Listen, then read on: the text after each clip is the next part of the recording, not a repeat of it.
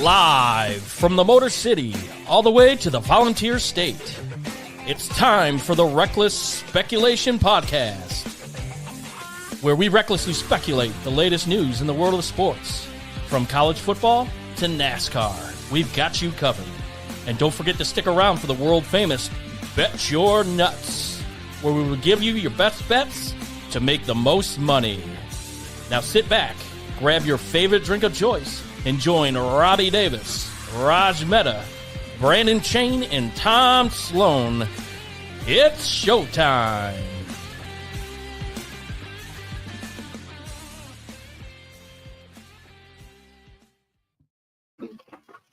Wow. What is happening, world? It's been a long time.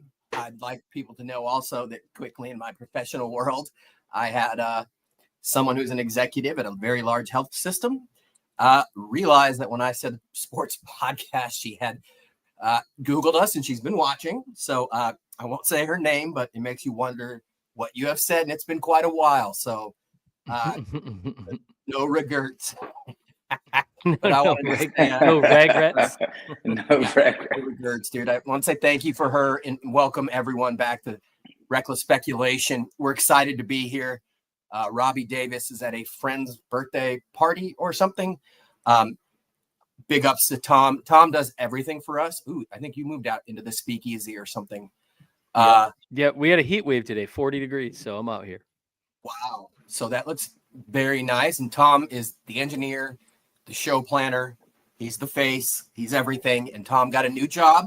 And so he doesn't have time for us, which we absolutely agree with for him, for his sake. But no, we're stoked to be getting on.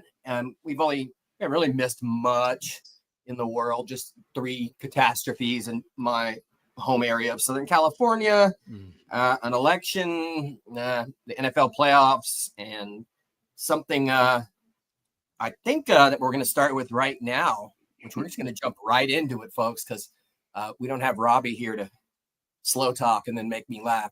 But we're going to get right in to Brandon Chain and the 2024-25 Ohio State Buckeye National Championship football team, the national champions. Brandon, congratulations.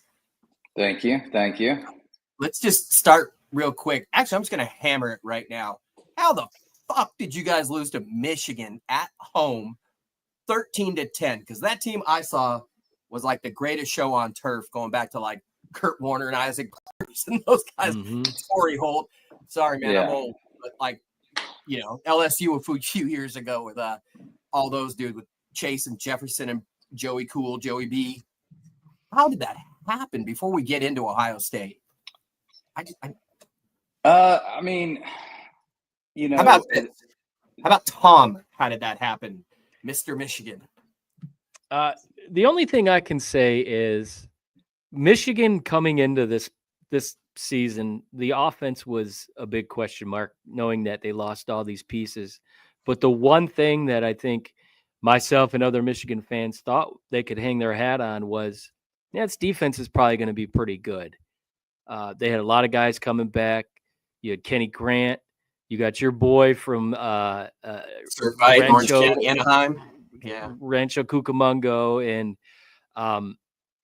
the fact of the matter is, it never happened. They just never seemed to put it together, except for the USC game and then the Ohio State game. Don't get me started on that shit. And plus, you knocked out one of our best players with a cheap shot targeting. But who remembers that? Debatable. But anyways, I think you look at the way they stepped up, and years have passed. I don't think Michigan players so much really understood what the rivalry meant. And if I can give Harbaugh credit, I am not a Harbaugh guy. I never have been, but he did get the message across, and it kind of emulated to the coaching staff that was there this year that, this game matters. If anything, disappointing season, leave it all on the field for that game. And they played their heart out. Michigan just ran the ball, which their offense was putrid, but you wonder why Khalil Mullins, he had 116 yards. They gave him the ball 30 times. Mm-hmm. And do that all year. It makes you wonder, like how and why that didn't happen. That being said, Brandon, I thought I saw a team that, number one, deserved to be 12-0 in terms of sheer ability.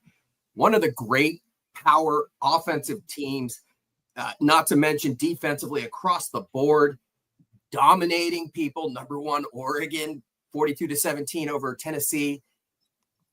A loss at Oregon, which should not have happened for multiple reasons. Howard lost his mind. But this Michigan loss, I don't want to make too big of a deal out of it. Isn't this one of the best Ohio State teams we've seen in forever? And that one loss, however that happened, is a stain, like keeping them from being great. Yeah, so a lot of people will call it a stain, and most Buckeye fans will as well. And I was one of the first to lose my mind as well. But it's also equally the best thing that happened to this team. It's the best thing that happened to this coaching staff, because if you watch that game, we were handcuffed in the playbook, and they had this sense that we were all of a sudden this power run team, and Michigan had one of the better run defenses, in the country. And it's not, I mean, they really, their front was awesome, and we just could not get out of our own way. And I think that was the hard-headedness and stubbornness of Day, trying to be physical and blah, blah, blah. And that's not what our team is. We have athletes and weapons all over the field, and we play in space. And that's what our offensive coordinator teaches, and that's how he coaches, is in space, get those guys the ball. So once we lost that game, I think that was a real wake-up call for, the whole coaching staff and the players. These seniors that came back and wanted to, make a run, this was a wake-up call for sure. It had to be a shock. And at the time, Ohio State was almost a 20. 19 and a half. Yeah, 19 and a half, I think.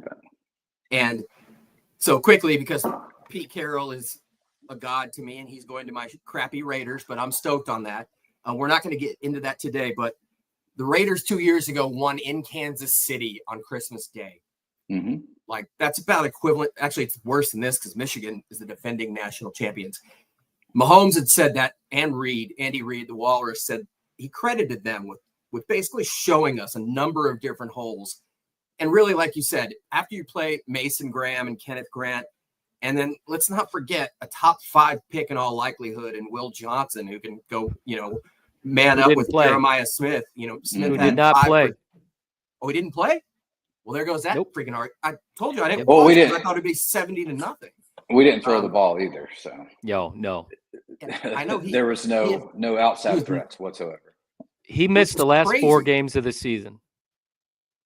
Well, preparing for his trip to the Las Vegas, I'd feel the same way. I'd fucking need a lot of time as well. But no, there goes. But it still doesn't change the schematic at the scheme. Sure. And obviously, Ohio State, even though it's a rivalry shot, thought they can, show up and win, and that wasn't the case. But let's go specifically to the playoffs itself. The final had an excellent game, but why don't you guys remind me of the 2 seeds that played in this out of the 12? Can someone not remind me? 7 and 9, I believe. No, Ohio State was 8. Yeah. 8. Ohio State was 8. We were 8, so they were 8. 7. Was 7. it 8? Yeah, something like that. Well, this is what happens when you've been off for like 6 weeks, and I just got home from a 10-year-old basketball practice. That's making me lose my mind. But anyways, it was 2 teams, long story short, that played the first weekend.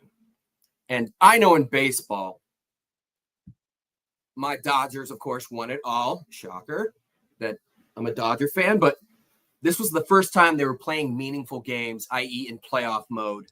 Just like in the NCAA tournament, when teams that play in the first 4 tend to do pretty well. They know the environment, the setting, game flow, what's to come, blah, blah, blah.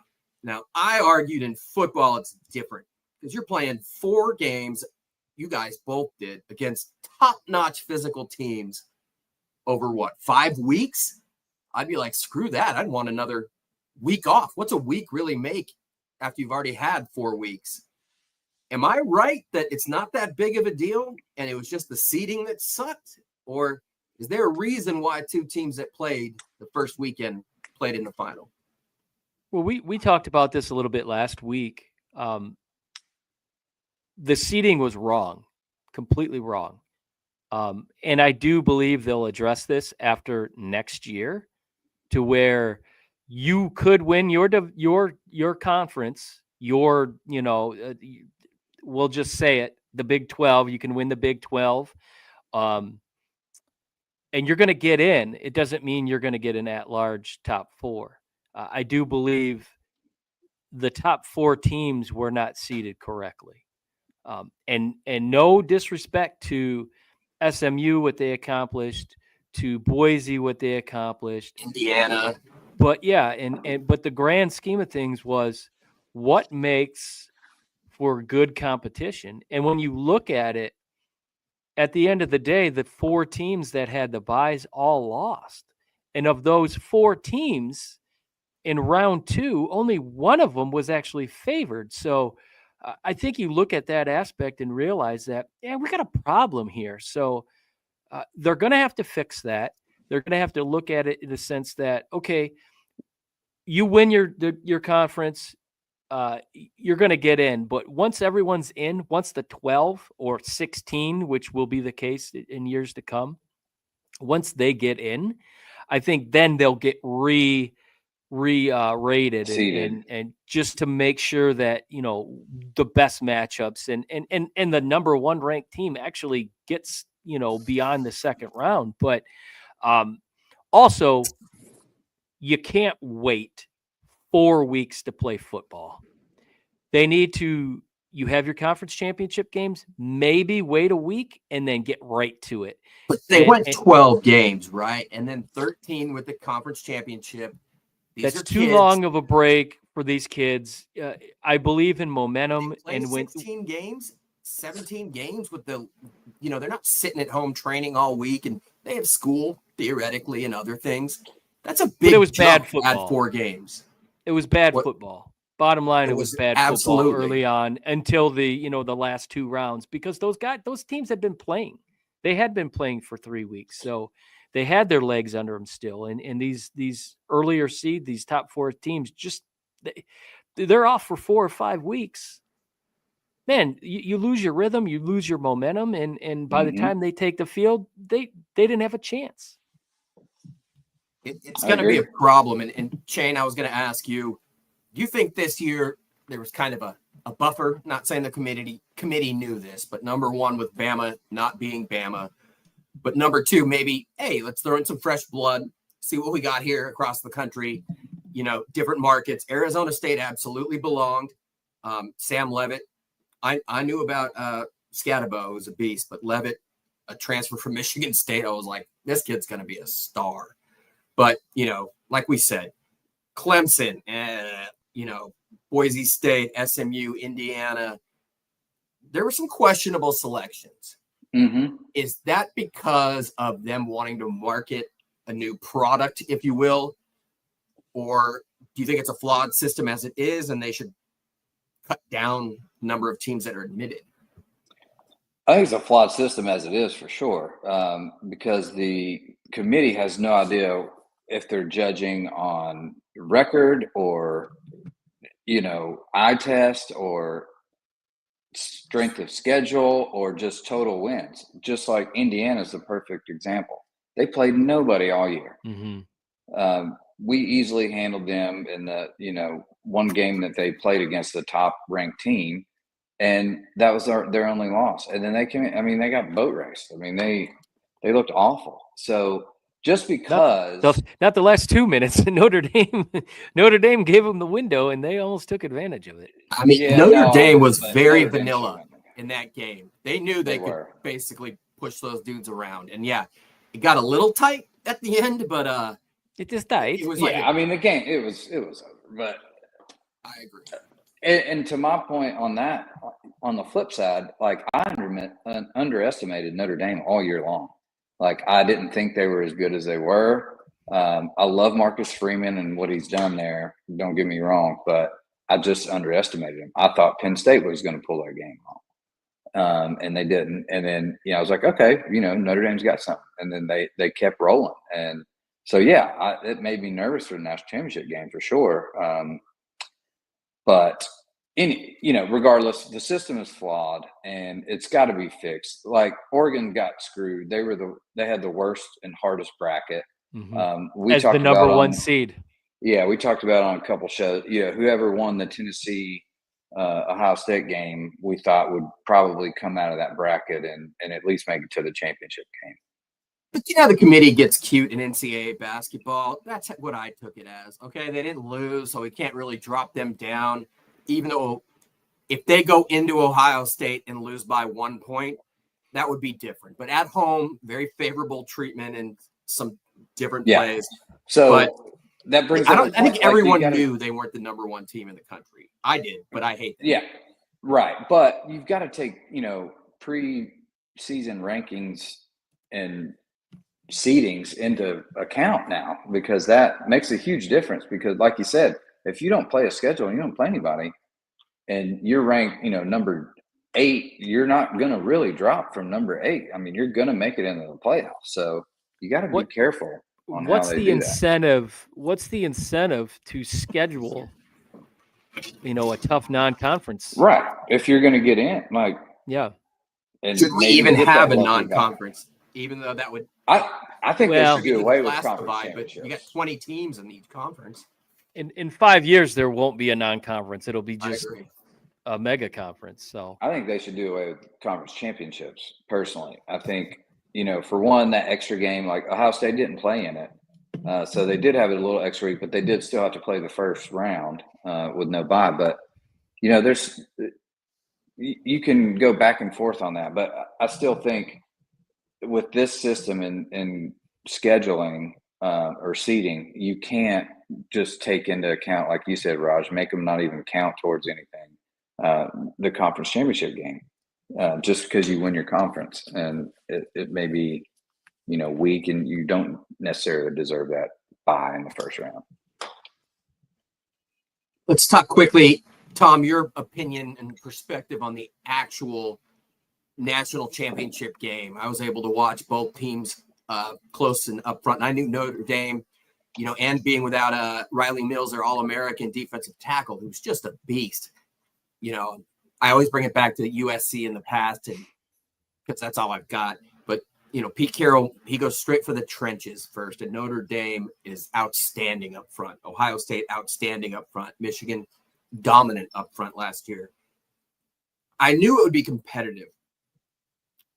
What were your thoughts on the game? Because I personally thought that even though it would kind of tee things off, I really liked the backup Agnelli, even though his delivery was kind of a drop-down elbow.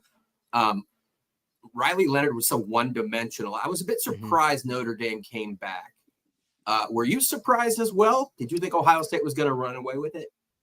Well, the thing about it for me was not having Jeremiah Love healthy on the field. I think that really changed the game plan that Notre Dame was going to go in with.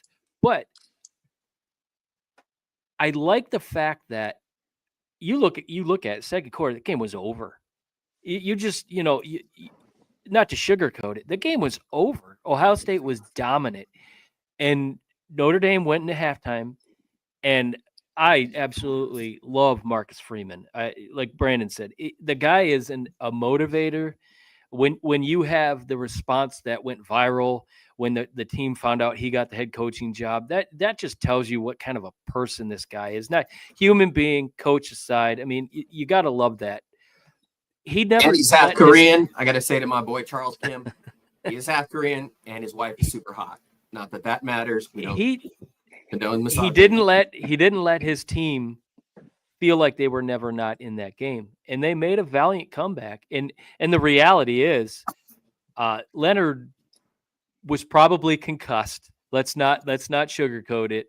He was concussed, And I think his game really relied on his legs, and he never really had developed the passing game like he had in Duke the year prior. Yeah. So it's frustrating. But when your best weapon is not really available at 100%, that just changes a lot of things. But, you know, when Ohio State needed to get a big play, they did. Abuka was lights out. Trevian Henderson who's one of my favorite players in the country. The kid is just 100% great person off the football field. I mean, going back to that Michigan game, you know, everyone was talking shit about everybody, and Henderson was like, man, that was a great game. Good team win for Michigan. I wish him the best. And just a good, solid human being. So he stepped up, and he stepped up big time in the last 2 weeks of that season. So when they needed something, they made it happen. And Will Howard really kind of made a name for himself. I think there was a big question mark on his head as far as is he a championship caliber quarterback? And he made some big time throws, and I think he got himself at least a second round draft in this coming draft. So I like the fact that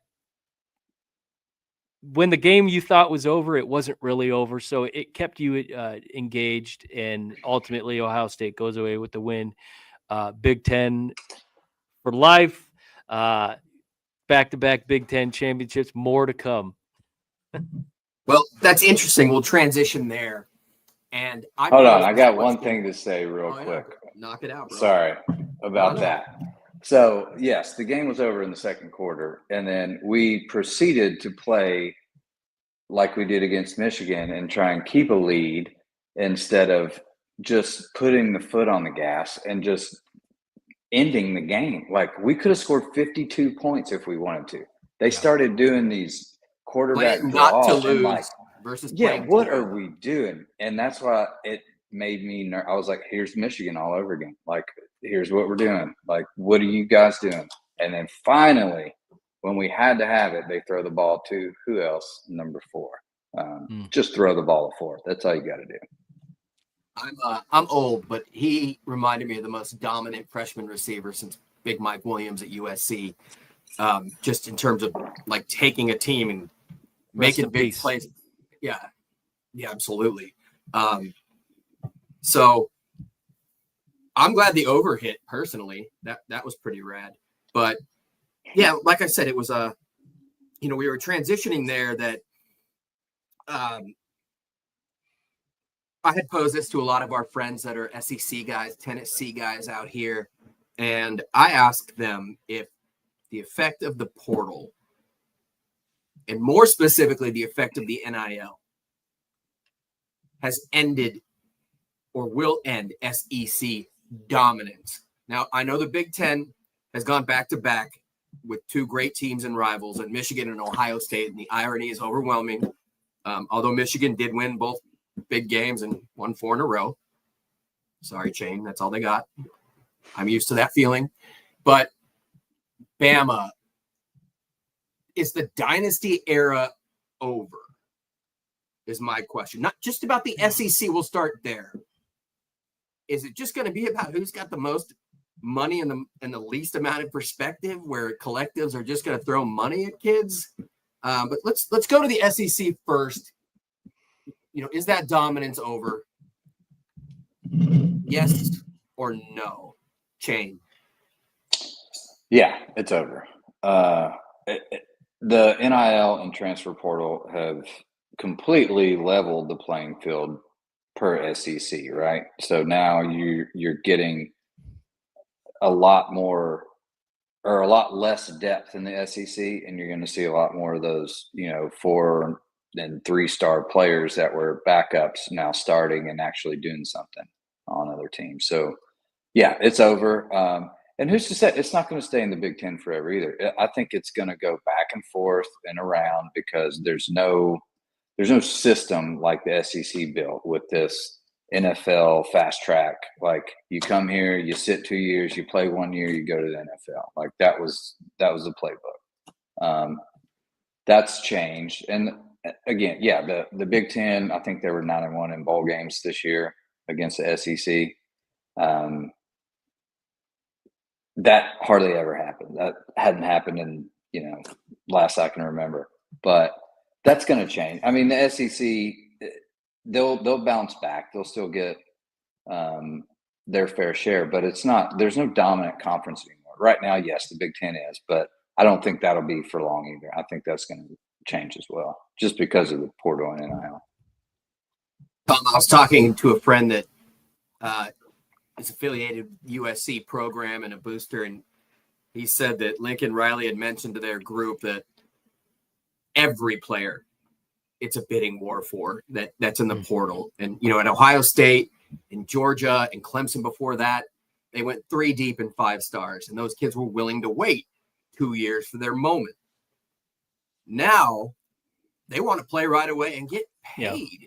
Is that going to be what it looks like? Because, Judkins is an amazing player. He was amazing at Ole Miss. If he stays there, they're in the playoffs, I think. And, I'm not saying he left for the money. He went and he said why, and I believe him. He went to that program for specific reasons. But is it just going to be, a bidding war and thereby change? And, people that want to win more the next year are just going to pony up more.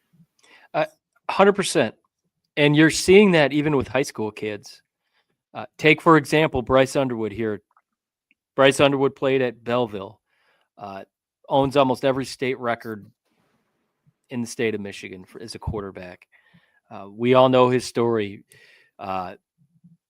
Committed to UCLA or Oregon, and then decommitted. I think originally he was at UCLA, decommitted, went to transferred to Oregon, not transferred, but he committed to Oregon, pulled that, goes to LSU, and then big time boosters at Michigan get involved.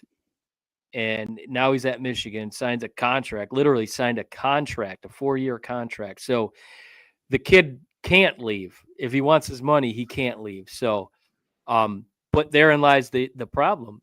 There's talk that, well, he's got a really good shot at being, day one starter. This kid's going to be the starting quarterback at Michigan. There's no question. And Jaden Davis, who was their big recruit the last year, who had every opportunity to get on the football field this year and prove himself, didn't, because his parents didn't want him to. He's still at Michigan. He didn't hit the transfer portal. He's staying at Michigan. And that surprises me, because these kids really, they have the mindset that if I'm not playing this year, I'm leaving. I'm going to go to where I'm going to play. So that just changes the dynamic of college football. Ultimately, like you're not going to be able to develop a lot of kids unless you get a system like they're doing at Michigan. Like you want this money. I mean, I think it was like a $7.5 million deal.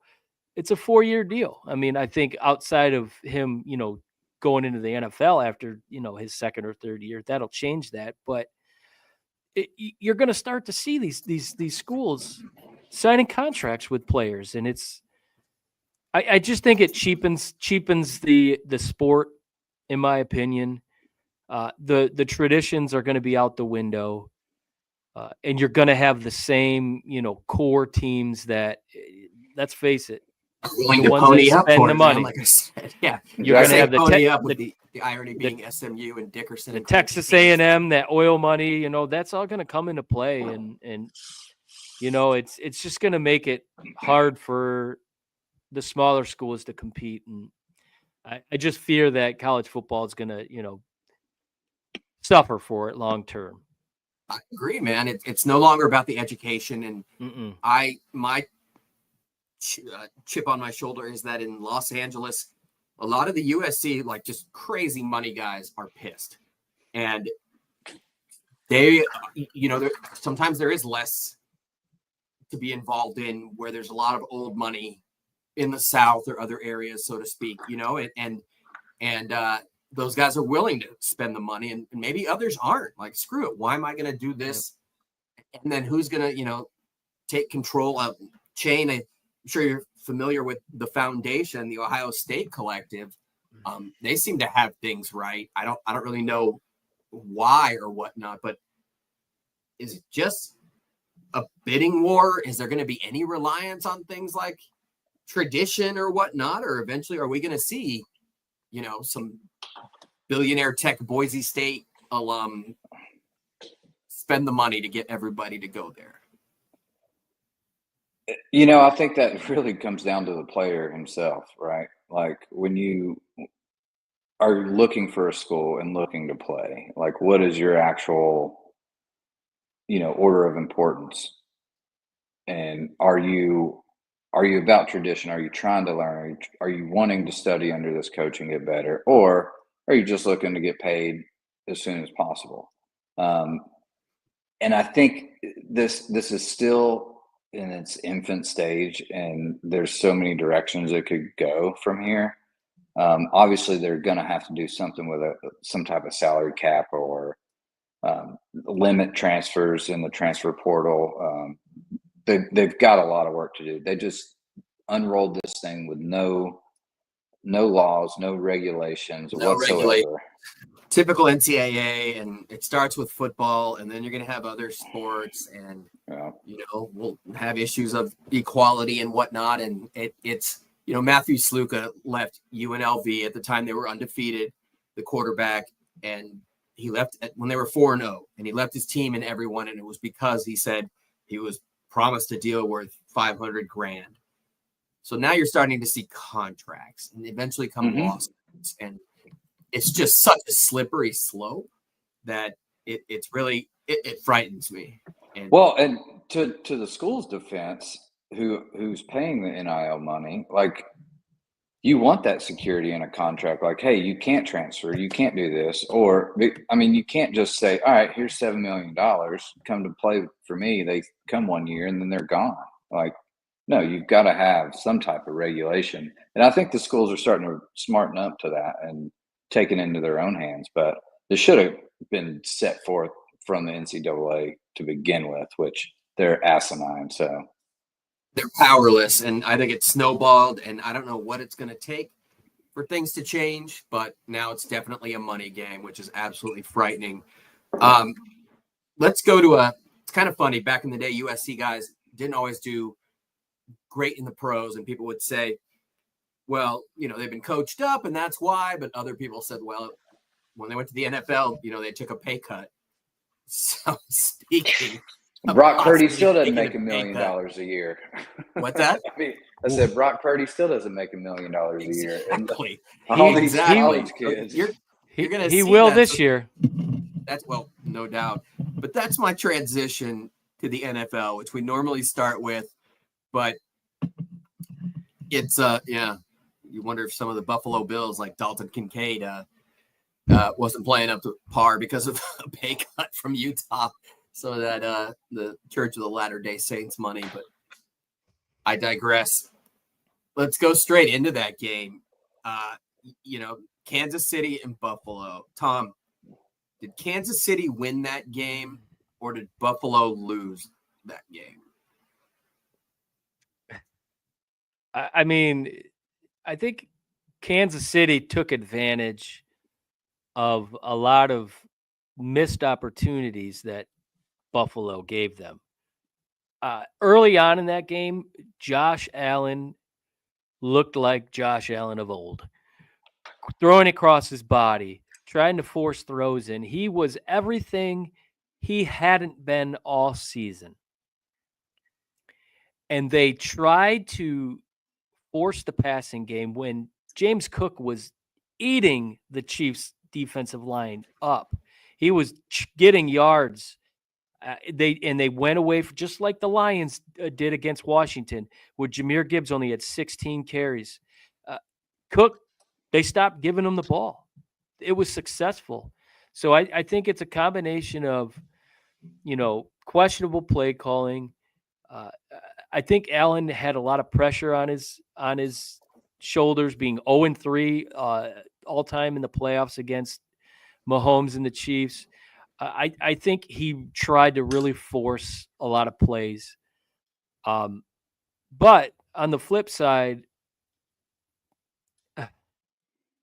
I'm not blaming the refs in this, but there was that situation at the end of the game where I think Kincaid had the third down catch. That was a first down. See, I thought his left elbow hit a little early. I don't know. I also think with that, I blame Joe Brady, the offensive coordinator, for a million things. Like you said, 13 carries, but you run a tight end screen on 3rd and 3. Like, just what are you doing? Here's my other beef with that. Josh Allen is infamous for taking the snap and going off left tackle. It's no secret. It didn't work once. It didn't work twice. It didn't work 3 times. Why do you think it was going to work the 4th time? And it did, but it didn't. It was too close to call. It was a coin flip. It was a Gene Steratore card gate back in the day when he had to pull out the card to see if it would. Oh my God, that will never ever live down. But he continued to go off tackle. It wasn't going to work, and it didn't work, and it cost him. So I think Joe Brady may have cost himself a head coaching job, and I'm really surprised that they retained him in Buffalo. But I think it comes down to the Chiefs know how to win when they need to win, and having that home field advantage at Arrowhead made a big difference. And nobody looked great. I don't think Mahomes looked great.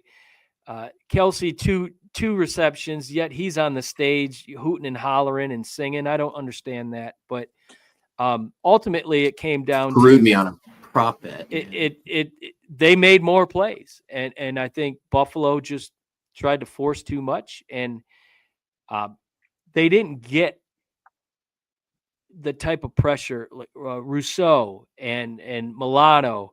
They made a lot of stupid penalties. They made a lot of dumb decisions that cost them. And you can't give the Chiefs an inch because they were going to take advantage of it, and they did. And that's why they're playing next weekend. Brandon, I thought, well, let's just go straight to it. Dalton Kincaid, the first round pick, number 25 overall. Can we just go ahead and put the blame on that dude? Like, how do you not make that catch? You know, you can always point to one play, and it's one of the last ones you saw to make them lose the game. But it was, like Tom said, it was collective throughout the entire game. There's several plays you could point to that could have been a huge turning point in the game. With that said, bottom line is all that out the window. Josh Allen had the ball in his hands and had a chance to come down and tie the game, and didn't do so. If you give Patrick Mahomes the ball in that same situation, 3 minutes, it's over. He wins the game. Well, so a lot of people argue that was a first down when he did. Yeah, he had 11 carries for 39 yards. I think 4, 5, or 6 of them were no gain. And like you said, just the arrogance of going off left tackle. I hate Joe Brady. So I think he's a moron. And he went from LSU with Burrow and Chase and Jefferson and Lacey and Edwards-Helaire when he was dominant. Ironically enough, a Kansas City Chief, and suddenly fell off the map. But to Carolina, then he goes to Carolina as an offensive coordinator for like a 3-win team to the Bills. And whether it be that tight end screen, there was another wide receiver screen to the short side of the field to Amari Cooper, where Shakir, who's like a T-Rex, he's like 5'3", was the lead blocker. And, the right tackle had to go all the way out there. That was on 3rd and 10. And then, they had a play down at the goal line from the 4-yard line where they did like a fade against McDuffie, who's a first and second team All-Pro. I was like, what the hell are they doing? I thought Buffalo was as much to blame because of the play calling. Yeah, for sure. Than anything. They totally could have won that game. Like Tom said, Kansas City did nothing special. They didn't make a ton of mistakes. And there was some questionable play calls that went in their favor, which it always seems to. I'm not going to get into that, but you throw those out the window, it's still they, they would have won the game. But again, Josh Allen has this complex or something in his head every time he gets that chance, and he, like you said, he looks like a completely different player than how he played all year. He puts so much pressure on himself. He's playing tight. He's trying to force everything. And it sucks because I love Josh Allen. I want him, to win a Super Bowl because he's one of our great quarterbacks we've seen in a generation. But it just sucks. It's kind of like Ryan Day against Michigan. Just can't get over that damn hump. True. I tell you another thing that cost Buffalo. Mac Hollins was having probably his biggest game in his career. Dude, don't get me started. I was trying to get that prop in. And they just did not get him the ball enough. Outside of like Shakir, Amari Cooper. Dude, he was their offense. Yes. And on deep routes, it's like a big tight end, really. And, it says a lot about Kincaid, who I'm not going to go into his history, why I've never been a fan, but, he's sub-optimal and run. Did he get like a game-winning touchdown against USC a couple of years ago, maybe? USC, perhaps? I was not going to get into that, but USC is the reason why Buffalo lost, because he went off in that game. Kuithe was Travis Kuithe, I think his name was. He was the starter. He just kept getting hurt. He was an All-American. Kincaid went off on a crap USC defense, and he becomes a first-round pick because Buffalo's got, in a 2 tight end set, they got Dawson Knox, a consummate blocking tight end. I mean, where was he? Where was he? I mean, I think Kincaid is what he can do is catch the ball and turn up field, and we didn't see him in the schemes. Ty Johnson, who was a big part of that offense, late in the season, he was non-existent. And exactly, Ray Davis had 1 play and he fumbled, and he had 2 carries actually, but he was out. So just the pressure that team, the coaches, they can't prepare the players enough. They just can't handle the big game pressure, and that is their hump. They have the talent, and I thought they were a better team this year than Kansas City personally, but they just cannot get over that hump. They put too much pressure on themselves. Yeah. It's crazy, though. When you guys talked about Kansas City and the big play, and as somebody that usually loves props, and, Mac Hollins was 1.5 catches, or it might have been 1, and his yardage was like 15. And I was trying to get it in just because of Raider bias. But Kansas City, Xavier Worthy was the leading pass receiver, which isn't crazy, but Juju was next at 60 yards with 2 catches. Then Hollywood Brown out of nowhere on that first drive. They were throwing it all over the place. Yeah. And they set the tone. And then comes Kelsey with 2 catches. They just, at will. And to me, it comes down to coaching and play calling. And I'm going to go straight from that, even though we haven't really talked about the NFC Championship game, into a brief. We're going to do a Super Bowl preview, folks, I think, and we've had a lot of people asking about that. But is it just stop questioning the Chiefs, not only because of Mahomes and Chris Jones, but because of Andy Reid and Spagnuolo and that coaching staff? Should we just not even bother at this point? I think it's more Spagnuolo now. Their offense has not been Chief-esque, we'll say, this year. What was the point differential? Was 5 points, I think, ultimately all year, which was incredible. You take a 15-2 team. Compared to the Lions, I think the Lions were it was like plus 170, plus 180-ish, and you saw what happened to them. They're not playing.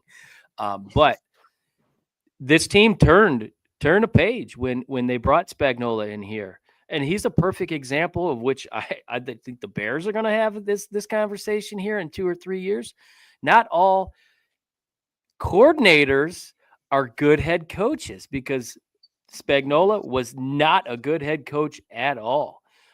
You put him on the sidelines as the DC, he's fantastic. Robert Saleh, same situation. So Wade Phillips, I can go back because I'm old, but yeah. I think this team relied so much on their offense and what Mahomes could bring in his electricity and the excitement. Well, you get so much game tape on a kid. Defenses are going to start to pick up on that. Don't get me wrong; he still will beat the living daylights out of you. But starting last year, they needed their defense to step up, and their defense carried them last year, and their defense has carried them this year. So I think this is 100% Spagnuolo led team. The Walrus, as you call him, perfect nickname. He's the reason why it's hard to not like the Chiefs, because he's just such a good dude, Andy Reid. But the bottom line, in my opinion, is Chris Jones, when he's not crying his eyes out on the sidelines for whatever reason, I don't know. It's not like he hasn't been there 5 times at the Super Bowl. Their defense, McDuffie in the backfield, they're strong, and their defense is definitely the reason why they're playing next week. So that's my thinking is they had to reinvent themselves after, prior to last year, and they did it. And here we go. There's another Super Bowl. They're like a college football program, right? Like the Patriots were. That's exactly what I was about to say. This is nothing but the Bill Belichick playbook. You got a star QB who can make any wide receiver look good, and you put any type of defense that is in the top 10 or 15 in the league, you're going to win some games. And then Andy Reid knows how to coach. When he gets in these situations, he calls great plays, and they win always. Patrick Mahomes, like I said, if he ever has the ball and he's 2 minutes left and he's got to go down and score to win, bet your life on it. He's going to go down and score and win. So, but yeah, it does remind me of, Tom Brady's teams where you just had a bunch of bozos out there and a great defense, and they won Super Bowls, man. So it's the same deal. I love the word bozo. While I got you, let's quickly, what was Philly? Philly was, I think, a 6.5 point favorite. I like that game. By the way, rookie quarterbacks were 0-5, now 0-6 all time in championship games. But I didn't see, I think the over was like 49 or 48. I did not see almost 90 points being scored. Tom, did you think the Eagles were going to roll them, or did you think Jaden Daniels and the Commanders were going to show up and this would be a tighter game? I thought it was going to be a little bit more competitive. What I witnessed the week prior, which may have been, I was telling the guys last week, top 3 most depressing Detroit sports moment in my life. Number 1 being the 2005 NBA Finals, Game 6, when Rasheed Wallace decided to double the inbounder instead of leaving Robert Horry wide open to hit the game-winning 3. And then the second would have been the 2009 NHL Finals, Game 7, here in Detroit versus Pittsburgh. Had to watch Sidney Crosby hoist the cup. You want to talk about misery. So this falls into that category. This is definitely number 3. But from what I saw that week, I mean, I saw a kid that the lights weren't too bright, and you just don't see that with rookie quarterbacks. He made all the throws. He took off running when he needed to. Cool and collected. Just absolutely everything you want in a quarterback, and he's a rookie. So I think it came down to Philly knew what they had to do. They had to contain him. And Philly's front defense is undoubtedly the best in football. Those big Georgia boys up front are incredible. They're the number 1 defense in the league. And when you have when you have that pass rush, you have that ability to stop the run and get at the quarterback. That makes your secondary that much better. So they had a good game plan going in. Playing in Philly, it's a raucous area, place to play. It's very hostile. I think it caught up to them. I mean, let's look at the facts. He goes into Tampa, albeit it's Tampa, but still, your rookie, your first playoff game on the road, you go in and win big time. You need to make a play in the end of the fourth quarter. You make it, and you win. Brings it to Detroit, which some would argue is the most hostile environment. I tend to beg to differ. I would not. It's the loudest. That's for damn it's sure. loud. It's loud, but nonetheless, you go in against the number 1 seed, 15-2, and he played like, I don't give a fuck. I'm going to go out and they did. They controlled that game. So you thought that you guys talked about this when you have 11 guys, the fact that Glenn was able to get them to be that competitive with 16 practice squad, 16 guys on the defensive side of the ball on the IR. So I'm not making excuses, but that is a big role. But I think the bottom line for Philly was contain Jayden Daniels, and I'm going to throw some shade at probably my favorite player, probably my favorite player in the last 10 years.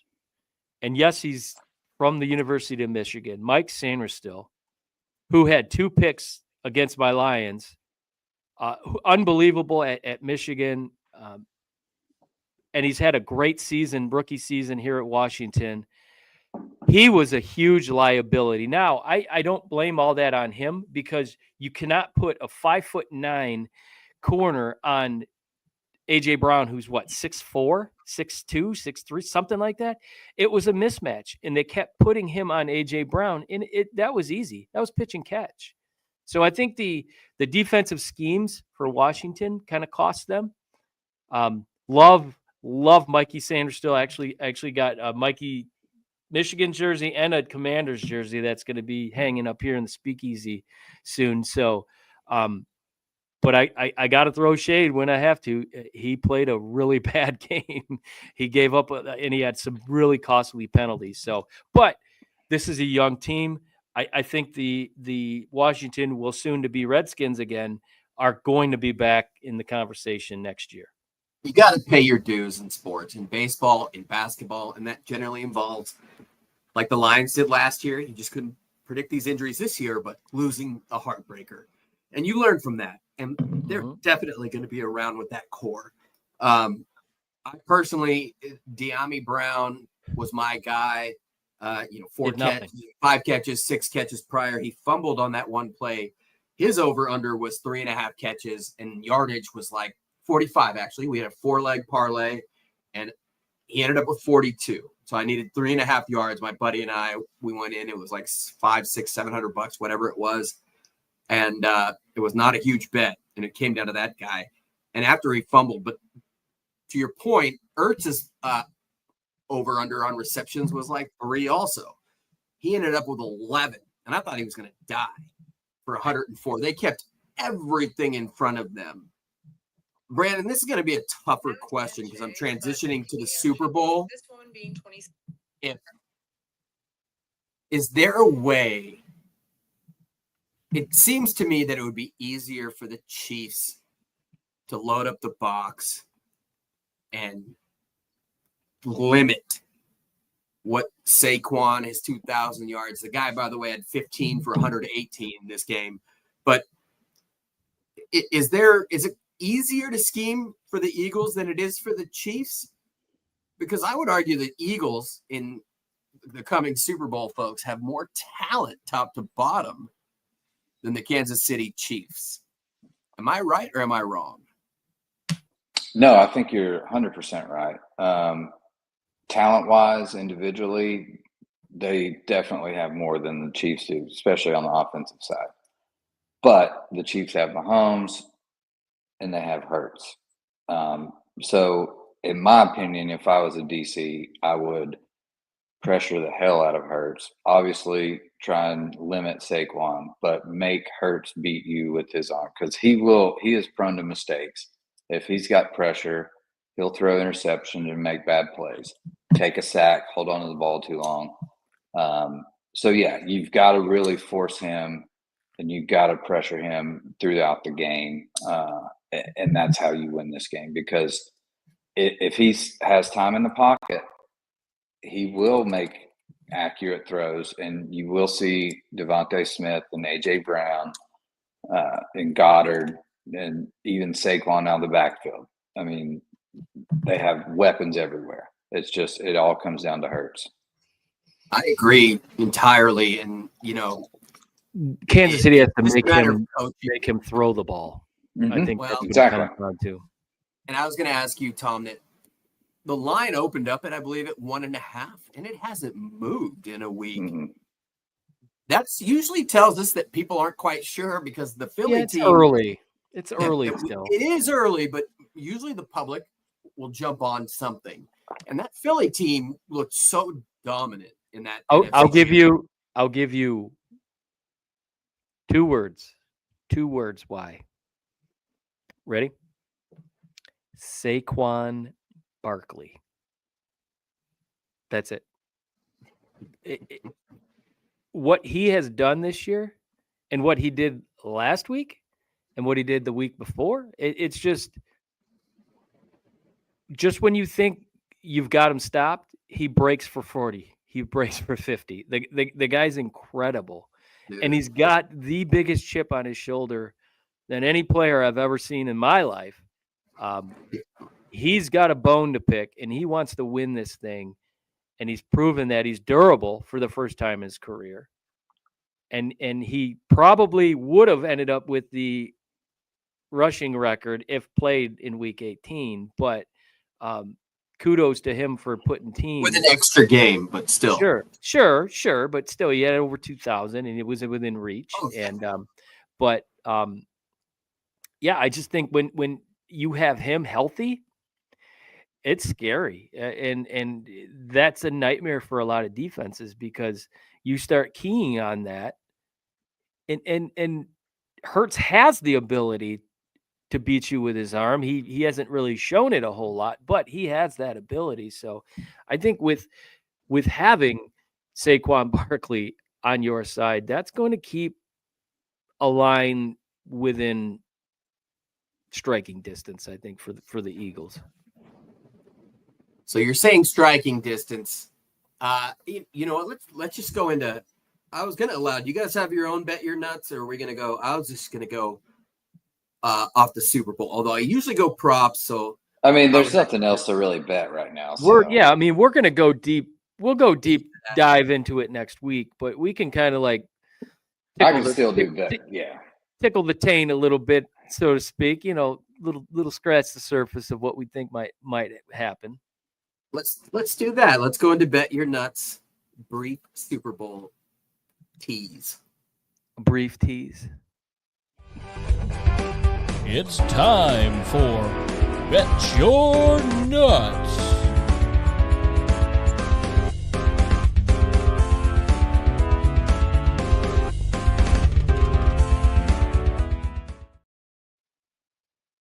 All right, folks, we're going to go way more in depth than this. I'm a big prop guy. I can tell you guys that usually have lower numbers in terms. Noah Gray will be 1 or 2 catches. There always seems to be a David Tyree-esque guy that comes out of nowhere. Hollywood Brown, Juju Smith. On the Philly side, Kenneth Gainwell. There's going to be guys that are going to make plays. So I'm not going to go further into that just for the folks at home. The Chiefs are still a 1.5 point favorite, and Brandon, it's still 48.5. Is that the over?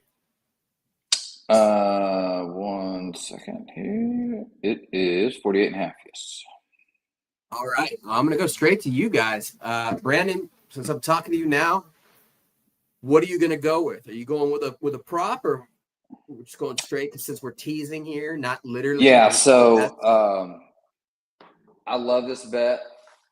it's almost a guarantee because there's not a ton of weapons on the offense for the Kansas City Chiefs. So I like anytime touchdown, Xavier Worthy. It's plus 150 right now. It is? Love that bet. Damn. Love that bet. Who else is going to score? Yeah. Well, most people are probably looking at Travis Kelce to score, but as we've seen this year, he's on his way out. And if they win the Super Bowl, I think he retires. I think he retires anyways. Probably, but especially if they win the Super Bowl. But he's just he doesn't do much, but he does show up when he has to and when he's needed. He looks overweight too, out of shape. Yeah, he's been flying on private jets and partying too much. So yeah. He's been shaking it off with Taylor, but he is that way. Thank God Rob's not concert. Please don't do that. I do think there was a over-under was 3 times that they showed Taylor Swift last week, and I think it ended up being like 6 or 7. Even when Mahomes made a play, they showed Taylor Swift. Brittany was doing over that because they never once showed Brittany until after I didn't even know she was there until she ended up on the field. Exactly. She just spat out another kid, so I didn't think she'd be there. God, she sucks. Like in terms of like when she opens her mouth, I'm just like, oh, God, it's miserable. Yeah, in Kelce's defense here, he did have a big game the week prior. It just seems like Kansas City, unlike Ohio State, was lucky this year to lose that game and still be able to play for it, because in years past they may not have had that chance. Absolutely. Kansas City turned it on, it seems like. Now they weren't like last year when they had like 4 losses, 5. Oh my God. This year they only had 2. But Kelce is a guy that he's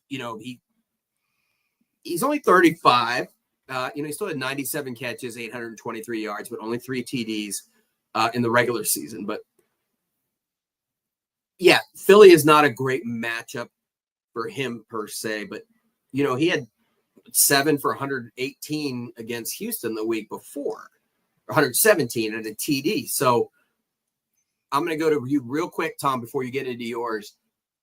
Kelce, which one are we going to see against Philadelphia? Because it seems to me that the Chiefs will need him to beat this Philadelphia Eagles team. You're going to look at the Chiefs running quick outs, 3-step drops, because they can't afford to let that defensive front of the Eagles get loose. And what's going to work? Kelce's going to sneak inside, kind of get into the zone, into the soft zone. He's going to find a hole. That's his bread and butter. Mm-hmm. And they're going to rely on that. And they're going to need that if they want to be successful, because Mahomes is going to be forced out of the pocket a lot if he holds on to that ball too long. And, Philly has shown, and if they're going to put Braun kind of as Bond, the linebacker, he's going to kind of be the spy. So I don't know if he's going to be able to get off necessarily with his legs. So I think this is definitely a game where Kelce could have 7-8 receptions here. Just when they need a big play, they need a quick, 5 yards. That's the guy. And let's face it, they're comfortable together. This is nothing new for them. This is their bread and butter. So I fully expect Kelce to be a big piece of that offensive puzzle for the Chiefs. Especially if this is his last game, and those players probably already know that decision. Like, he's selling out for this. Like, doesn't matter if he blows an ACL or he's selling out for this thing. Yep. Well, him and Mahomes can play together blindfolded. And I wonder his loyalty to Mahomes in the sense that Kansas City is not the same team, and he's not the same guy without him. A Hall of Fame tight end, obviously. Straight after Tony Gonzalez. Nice job, Kansas City. One of the best talent evaluators, them and the Patriots ever. But the retirement thing I didn't think about, but I guess we'll have to see. But Tom, what is your bet your nuts pick for the Super Bowl as we see tease this one? So Cliff Notes theater or Cliff Notes version. I don't know why I said theater. That's weird. I don't know. Like I said, we'll get a little bit more in depth next week Michigan. with the actual game. But looking at this one, like I mentioned, Hurts is going to have to use his arm, and he's capable. He's got weapons. Devontae Smith has kind of been suspect a little bit in these playoffs. He really hasn't haven't shown up for a guy with that kind of speed. And like Kelsey's going to play a cog. I think Dallas Goedert's going to play a big role too. So I'm looking at Jalen Hurts 200+ yards passing. Saquon Barkley anytime touchdown. What are the odds on that one, though? And fly, Eagles, fly. Money line plus 375 right now. Oh, so I love it. I can't wait to get into that next week. Yeah, I mean, my opinions might change, but I just this is a rematch Super Bowl, and Philly was at the precipice of winning 2 years ago, and they're gonna have that on the back of their mind. And even though I think Nick Sirianni is the most cringe and punchable face in the NFL, I think they're going to find a way to get it done. And that pains me to say, but I know Brandon's shaking his head, but I just can't. I want somebody different. I'm sick of it. I want to see a three-peat. I do. First in the NFL, come on. I mean, as a Raider fan. It's historic. I know you guys disagree, and that's totally fine. I'm just saying, my wife's whole family's from Kansas City, so I have ties. You have a rooting like my second team. Hey, I've got Patrick Mahomes' Texas Tech jersey hanging in the rafters here, so yeah, I got to give credit where credit's due. I just love to see it, for all of my extended family. But is it good for the NFL? Do you think this game's going to be poorly rated? Because all indications are, anyone I've talked to, social media has said nobody. I saw a poll today. Well, will you watch the Super Bowl? It's a holiday for me. I have 5 screens and a 120-inch projector in this garage. It's on. I'm watching no matter what. So I voted yes. Unanimously was no. I mean, and we're talking like 6,000 votes in this poll, and it was like 63% no. And I was shocked by that. But ultimately, I think those people are just a little bitter and butthurt. And it's the same thing. Like, I'm not a Patriots fan. I got tired of watching them in the Super Bowl and seeing them win. Like, I get it. I totally get it. I mean, you want to see somebody new, the younger group come up and somebody new win it. But see, my Lions get a Super Bowl. It is a 5-hour obligation, and you go to a party and you bring this, and then it turns into like 7-8 hours. Of course, we will watch, but I can see I'll be podcasting pregame, so even better. Nice, dude. I might. I'll be flying home from Vegas, but I should be back by like 3, so I'll make Super Bowl time. Well, like I said, folks, we're going to get into the Super Bowl more next week. I just wanted to see where we all stood. I'll probably be the obvious one and take the over. I have not seen the props, but Shane, it sounds like you like Kansas City. I mean, your props were outstanding, but you like Kansas City in this game to cover the 1.5. Yeah, I mean 1.5. You might as well just put money line on it. It might as well be like pick 'em at this. Yeah, I'd take the money line. I mean 1.5. What's 1.5? It's minus another 10 points or whatever on the juice. So whatever you want to do. Which is also why that plus 375 you said was like, whoa, like that's for their money line. Yeah, I mean that's quite a bit. But I don't even hate hedging that a little bit, throw in a big there's no Kansas City money line and a little bit on the plus 370. Why not? If you want to make any money on this game, you're going to have to parlay it because there's no money to be made. The only plus is prop bets. Is Eagles money line? They're plus 110 right now. Yeah, everything else is minus. And so it's all that stuff is if you're trying to make a quick lick, you need to do parlay or you need to look at the prop bets. Gatorade color going to be? I mean, make your money on that. how long the national anthem goes. Yep. You know? Yeah. I'm never taking the over ever again because I got burned on that last year. Yeah. The fact they all know this thing, it's all a conspiracy. We'll get into that next week. Fun props. The what the F props, we'll call it next week. We'll get into it. Stoked on that. Let's go straight into final words. Minus Robbie Davis, who's probably 14 sheets to the wind at this point, wherever he's at. I mean, he wakes up 14 sheets to the wind. That's true. That's true. Friend's birthday party. First, of course, and he's 40, so that's always a big thing, right? Like, we party hard when we're 40. I'm 40. I'm a man. Greatest quote of all time.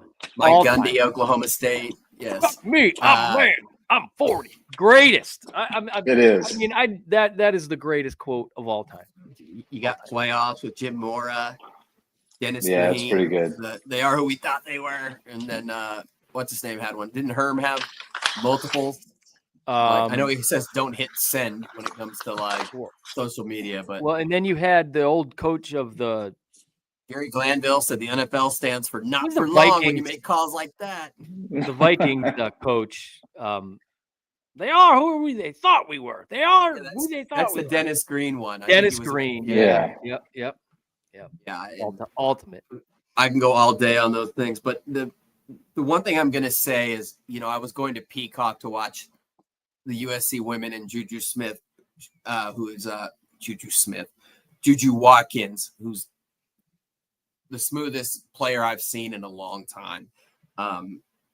But on Peacock, there is fireaidla.org, hosted by Billy Crystal, which, for those of us that go back, Live Aid and the comedy, why can't I think of the name that was on HBO every year where he and Farm Aid or Live Aid? Farm Aid. No, they had it.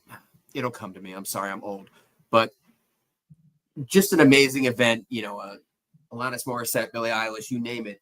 It's fireaidla.org. And this, of course, is in reference to the fires that were unprecedented in Los Angeles, California, and Southern California. They were unprecedented because of the Santa Ana winds, which happened quite a bit. Comic relief. Thank you. I appreciate that. Whoopi Goldberg, Billy Crystal, and the third host was Robin Williams. Rest in peace. Mm-hmm. But I'm not going to get into why this fire occurred. It was unprecedented in where it occurred, especially in the Palisades. But also, I was talking to a very good friend of mine who says, we're good. And then this was near the Eaton fire in Altadena, California. He was like, yeah, a small thing popped up, but they told us we're okay. Within 15 minutes, they got an emergency alert. Everyone evacuate. On his block, they lost 5 houses. It's almost like if you look at the street in between the fingers, like this house was gone and his was here and it survived. And another friend, his home is about a mile away, technically in Pasadena, very good friend. They had to leave their houses not knowing what they would come back to. And they were both shocked they were still there. On top of that, it was the movie Outbreak afterwards with the National Guard because people were going in houses trying to take things, and it's a dog-eat-dog world. But over 50,000 acres, 16,000 structures in an area where, it's not just the rebuilding. I think you can write a thesis on this, but most importantly, 28 souls lost their life. I had a friend that told me that, he would see dogs and cats, people's animals running in the street, that we're trying to stay alive and people couldn't keep them with them. It was just such a panic that happened suddenly. And, there were over 100 yards or 500 yards. The fire could spread within like a minute to few minutes, whatever the statistic may be.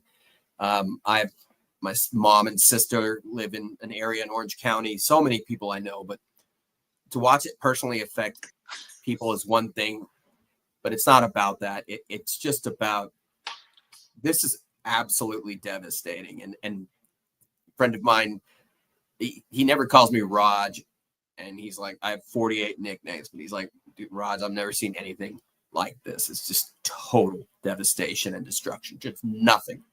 Like nothing is there. It's just ash, and it's insane. And right now he's dealing with insurance companies and everything. But the point is,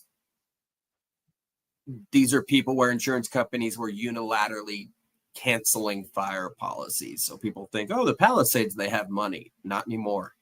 There's so many people out there that have lost everything. And I don't know what's going to happen long term. You know, my buddy's kid doesn't go to school there, but his neighbor lost his house. His kid's school burned down. The closest 2 grocery stores burned down. The gas station burned down, and the public library burned down. So what's the point of going back?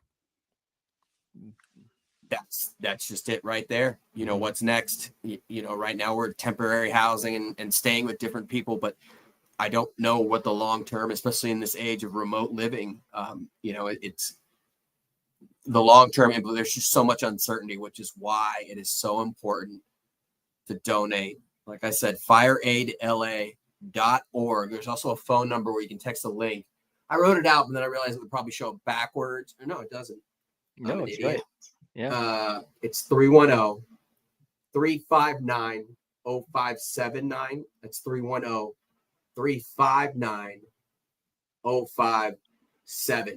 And it's an organized, if you text that number, you can get a link where you can donate. Because it at first people were like, are you going to start a GoFundMe for my friend and other friends that were affected? And, you know, I think there's just a lot of uncertainty. People don't realize how devastated the areas are, and just the entire infrastructure gone. And it's just like a nuclear bomb went off, really. So fireaidla.org. I can't stress that enough, because insurance policies, everything are just getting canceled and people are left with nothing. And I have no idea what's going to happen there. Brandon?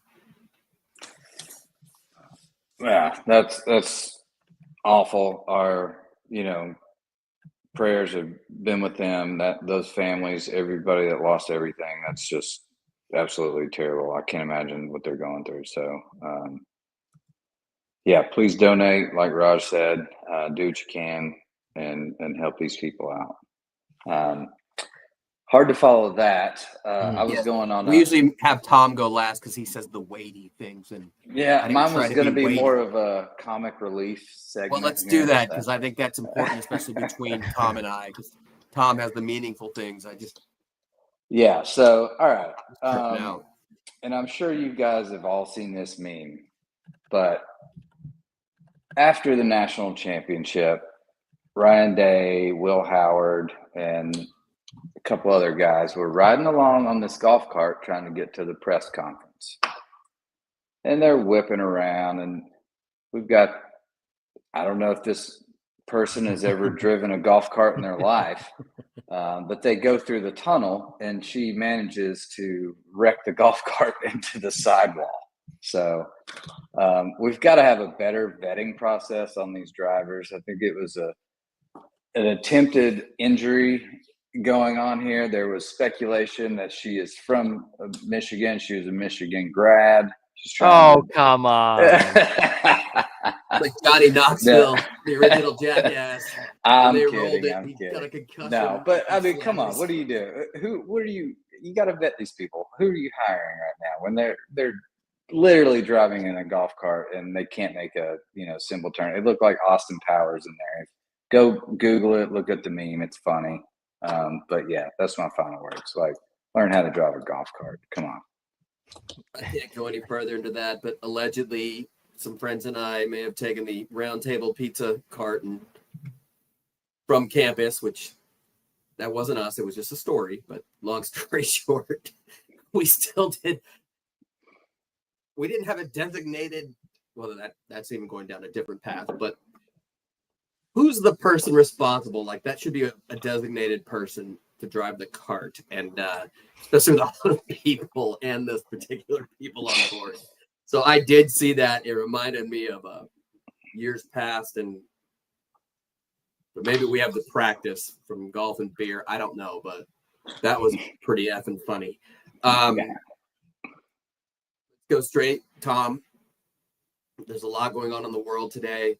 I don't know where you're going with this. You always speak straight from the heart, which I don't really have one, my wife says. So I always look forward and appreciate what you have to say. So no pressure, but let's end the show with you.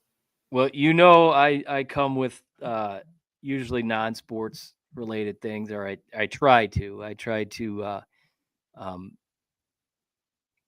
give the show a little bit, and we all have the ability to change gears, so to speak, when we need to. What happened last night? Just tragic situation, and you got teenage kids that lost their lives. And I've had the luxury, and I apologize for getting emotional here. I've had the luxury recently of, I have my stepdaughters full time now, and I'm proud of that. It's probably the greatest gift I've ever been given. The girls want to live with us. They're living with us. And it kind of makes what happened yesterday surreal. Like, I couldn't imagine putting my girls on a plane and then they not come back. And politics aside, unbelievable. I can't imagine the parents. These were very special kids, 12, 13 years old, boys and girls, figure skating teams that, they got on a plane going to Washington, D.C., it experience of a lifetime, and never thought in a million years that would be the end of their life, in a crash into the Potomac. So I guess the message that I want to get across is, don't take for granted every minute you have with your kids. I cherish every minute I have with my girls. I don't get to see a lot of them with my work schedule, but if I get 5 minutes, I want to make those 5 minutes count. I know, Brandon, you love your daughter. You have a special bond with her. And Raj, you have, your son, the sports. It's just, my eyes have been open to what the importance of family and kids really are. And, I didn't have the ability to have them full time for the previous, almost 8 years, and they're here now. And there's nothing that would stop that from continuing. And I'm proud of that. So, tell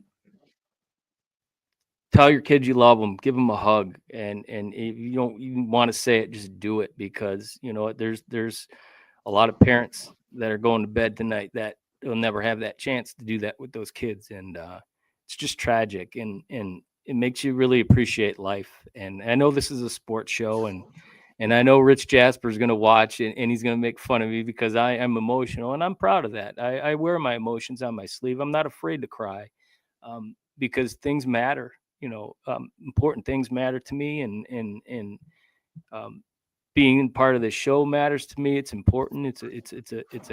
It's a camaraderie that we have, and but you know what? It's important to take care of what matters most to you, and go to bed tonight and tell your kids you love them, and give them an extra hug, because you know what? Tomorrow's not guaranteed, and the older I get, the more I realize that the little things I never thought were important, they're damn important. And the day the girls told me they wanted to live with me and their mom here, that was probably the best day of my life, and outside of marrying their mom. So don't take those little things for granted. So with that being said, I'll get off my soapbox, and love being a part of this show, and I apologize for the emotions, but that's who I am. No need to apologize, man. Yeah, I don't think apologize. that's the beauty of it. Yeah. Just perfectly said, per usual, because you're not thinking about it ahead of time per se. It's coming straight from the heart. Yep. And I just so succinctly and poignantly say things. It's quite amazing to me. But yeah, and in that sense, and wasn't going to say anything after that, but I often don't appreciate something until it's gone. we learn the hard way in life, any cliche you want. And so when you do see that, yeah, it's just awful, whoever it may be, with, you know, the runway being 3 seconds away at 300 miles an hour, you're literally almost home. And it doesn't matter when it may happen, but anything could happen. So appreciate what you have today and every day and every moment, because just like that, or, you know, my friends who lost their homes or who almost did within 14 minutes from your find to major alert on your phone, you've got to leave now or else you will die. Sounds very caustic, but, you know, nothing's guaranteed in life. Nope. So for myself, Raj, I feel weird saying my own name. That sounded wrong. Brandon Chain and Tom Sloan and Robbie Davis, who hopefully is wasted somewhere. Oh, he is. We are Reckless Speculation. It's great to be back. And next week, we're going to get into the Super Bowl more. So thank you, everyone. And again, Tom, thank you for putting it that way. That was very well said. So good night, everyone. Take care and appreciate what you have. Thanks for listening to another episode of Reckless Speculation. Don't forget to follow us on Facebook, Twitter, TikTok, and YouTube, searching Reckless Speculation. Catch us on Apple Podcasts, Spotify, or wherever you get your podcasts. We look forward to catching you right here next week with another exciting episode of Reckless Speculation. Cheers.